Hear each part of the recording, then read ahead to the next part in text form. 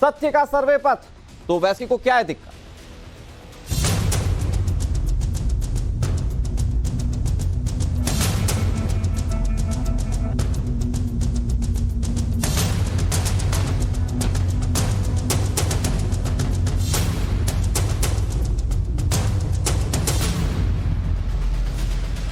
तो मथुरा में सर्वे को हरी झंडी मिल चुकी है, लेकिन असदुद्दीन ओवैसी को इससे मिर्ची लग गई। इलाहाबाद हाईकोर्ट के फैसले पर ट्वीट में असदुद्दीन ओवैसी सवाल पूछ रहे हैं। मुस्लिम तबके को डर दिखाकर उकसाने की कोशिश की जा रही है। मथुरा विवाद में संघ और सरकार पर ओवैसी उंगली उठा रहे हैं। मुस्लिम गौरव पर डाका डालना एकमात्र लक्ष्य है, असदुद्दीन ओवैसी ये कह रहे हैं। अब इससे सवाल ये खड़ा होता है कि क्या ओवैसी को कोर्ट की कार्यवाही पर भरोसा नहीं है?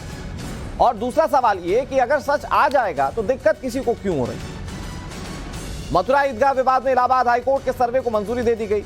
उसी के बाद से ओवैसी की बेचैनी बढ़ी हुई है। ओवैसी मुस्लिम तबके के दिमाग में यह बात बैठाने की पुरजोर कोशिश में जुट गए कि इलाहाबाद हाईकोर्ट का फैसला मुस्लिम अस्मिता के खिलाफ है।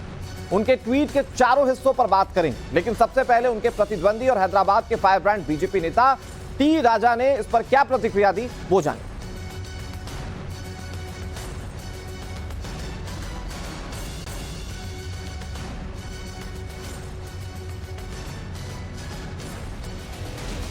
तो टी राजा क्या कह रहे हैं वो आपको सुनाएंगे, लेकिन ओवैसी को बीजेपी नेता टी राजा ने खुली चुनौती दे दी। उन्होंने कहा कि मंदिर तो बनेगा, ऐसे 100 ओवैसी भी आ जाएं तो वो रोक नहीं पाएंगे। इलाहाबाद हाईकोर्ट का ऐतिहासिक फैसला है, टी राजा ने ये बात कही। उन्होंने कहा कि अयोध्या काशी झांकी है, मथुरा भी बाकी है। ये तमाम बड़ी बातें टी राजा की ओर से कही गई।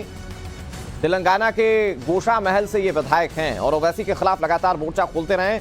एक बार फिर से जब कोर्ट के फैसले को लेकर मुस्लिम समाज में ओवैसी डर बैठाने की कोशिश कर रहे हैं, तो टी राजा ने मोर्चा संभाला और उन्होंने क्या कहा असदुद्दीन ओवैसी को लेकर, वो हम आपको सुनाते हैं। प्रयागराज हाईकोर्ट ने एक ऐतिहासिक फैसला सुनाया है। एएसआई को सर्वे के लिए मथुरा श्री कृष्ण जन्मभूमि पर जो इनलीगल रूप से जो बनी हुई ईदगाह, उस ईदगाह में सर्वे के लिए अनुमति दे दी गई है। और आज मैं टीवी देख रहा था तो टीवी में ओवैसी बोल रहा था कि हाई कोर्ट का जो फैसला है वो गलत है। यानी ओवैसी को अब हाई कोर्ट के फैसले पर भी एतराज। ये वही ओवैसी है जो हर बार कोर्ट के फैसले का हम आदर करेंगे, कोर्ट जो फैसला देगा हम उसको फॉलो करेंगे बोलने वाला ओवैसी आज जब श्री कृष्ण जन्मभूमि पर जो इनलीगल रूप से बना है जो ढांचा, उस ढांचे पर हाईकोर्ट जब सर्वे के लिए ऑर्डर देता है तो ओवैसी क्यों डर रहा है? मैं आज पूछना चाहता हूं क्यों डर रहा है? 100 ओवैसी भी अगर आ गए, अगर ओवैसी का बाप भी अगर आ गया तो यहां सर्वे रोक नहीं सकता। और इस पर ज्यादा जानकारी के साथ हमारे दो सहयोगी हमारे साथ जुड़ गए हैं। दिल्ली से पुलकित नागर हमारे साथ जुड़ गए हैं, मथुरा से जन्मभूमि से गौरव श्रीवास्तव हमारे साथ जुड़ गए हैं। गौरव, आप बहुत इंपॉर्टेंट जगह पर हैं जहां पर इसी जगह को लेकर कल फैसला आया है हाईकोर्ट का, लेकिन सवाल यह है कि ओवैसी जैसे लोग उस फैसले के बाद एक्टिव हो चुके हैं, दबी जुबान में कोर्ट के फैसले का वो मुखालफत भी कर रहे हैं और दूसरी तरफ वो मुस्लिम समाज को भी भड़काने की कोशिश कर रहे हैं। बिल्कुल, देखिए अनुराग, इस वक्त मैं मथुरा कृष्ण जन्मभूमि के जन्मस्थान के बाहर मौजूद हूं और तमाम कृष्ण भक्तों का तांता लगा हुआ है। यहाँ पर बड़ी संख्या में श्रद्धालु पहुंच रहे हैं, लेकिन इस उम्मीद के साथ कि जो कंस का कारागार जहां कृष्ण ने जन्म लिया था वो जगह जो है वो हिंदुओं के पास पहुंचेगी। और इलाहाबाद हाईकोर्ट के फैसले के बाद लोगों की उम्मीदें भी काफी ज्यादा बढ़ी हुई नजर आ रही हैं। लेकिन लोगों से भी हम बात कर लेते हैं ओवैसी के बयान पर। ओवैसी महाराज कह रहे हैं कि जो कोर्ट का बयान है, जो कोर्ट का फैसला वो ठीक नहीं है, मुसलमानों को भड़का रहे हैं, जबकि यहाँ पर तो सब शांति से कोर्ट के फैसले को स्वीकार कर रहे हैं। देखिए, ओवैसी तो हमेशा से जितने भी मुगल शासक अतिक्रमणकारी रहे उनका समर्थन करता आया है। ओवैसी खुद अतिक्रमणकारी है। इन लोगों को पता होना चाहिए भगवान श्री कृष्ण का मंदिर 5000 वर्ष से भी पहले बना है और ये इस्लाम तो बहुत बाद में आया है। जब भगवान श्री कृष्ण का जन्म हुआ था उस समय तो मुसलमान शब्द ही नहीं था, मुसलमान का कोई जन्म भी नहीं था। तो ये सब ओवैसी वगैरह सब जनता को भड़काते हैं। न्यायालय का फैसला आया है, सभी ब्रजवासी सभी सनातनी हिंदुओं ने एक दूसरे को मिठाई खिला के खुशी का इजहार किया है।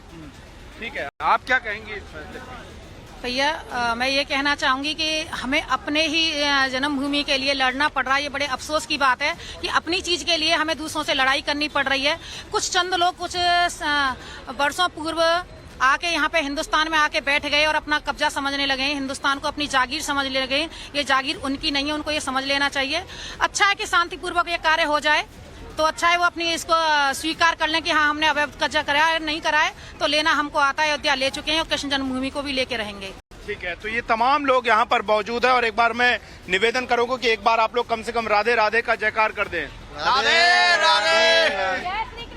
तो अनुराग देखिए, ये तमाम लोग मौजूद हैं और आप देखें तो आम दिनों की तरह यहाँ पर इन गलियों में जो है जन्मभूमि के दर्शन के लिए लोग जो है वो लगातार पहुंच रहे हैं और लोगों ने लंबे समय तक कानूनी लड़ाई जो है वो लड़ी है और अब वो चाहते हैं कि इस मामले में आगे जो है कोर्ट के जरिए ही कोर्ट कमिश्नर का सर्वे हो। आपने कोर्ट का जिक्र किया, कोर्ट में मतलब मामला जो है वो पहले से चल भी रहा है। सुप्रीम कोर्ट में मुस्लिम पक्ष हाईकोर्ट के फैसले के बाद आ चुका है। पुलकित, ये जो आज सुनवाई होनी है इसको लेकर क्या अपडेट आपके पास?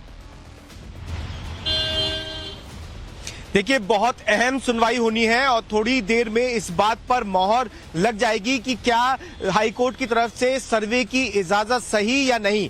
हाईकोर्ट की तरफ से कोर्ट कमिश्नर के सर्वे कराने की बात कही गई है। 18 दिसंबर तय की गई है। शाही ईदगाह अब सुप्रीम कोर्ट पहुंच गया है इस पर रोक के लिए कि ये सर्वे नहीं होना चाहिए और थोड़ी देर में इस बात पर सुनवाई शुरू होगी। हालांकि अगर हम समझें तो बहुत आस्था का विषय है, हिंदू पक्ष की बहुत आस्था का विषय है। हिंदू पक्ष हमेशा से ये मानता रहा है कि जहां शाही ईदगाह बनी हुई है ठीक उसी जगह कृष्ण जन्म हुआ था और इसी आस्था को देखते हुए ये साफ होना बहुत जरूरी है। भले ही ओवैसी कुछ भी कहें, लेकिन ये साफ होना बहुत जरूरी है कि हिंदू पक्ष की इस मान्यता में, इस आस्था में कितनी पुलकित, आप नजर बनाए रखिए। गौरव, हम आपका भी रुख करेंगे, लेकिन सबसे इंपॉर्टेंट है क्योंकि मुस्लिम पक्ष कह रहा है कि प्लेसेस ऑफ वर्शिप एक्ट लागू होता है, तो आज जब कोर्ट में सुनवाई होगी तो क्या सुप्रीम कोर्ट इस पर कोई ऑब्जर्वेशन या कोई टिप्पणी करता है, ये देखना बहुत इंपॉर्टेंट है। हमारे तमाम सहयोगी आप तक जानकारी पहुंचा देंगे। फिलहाल दोनों का बहुत शुक्रिया।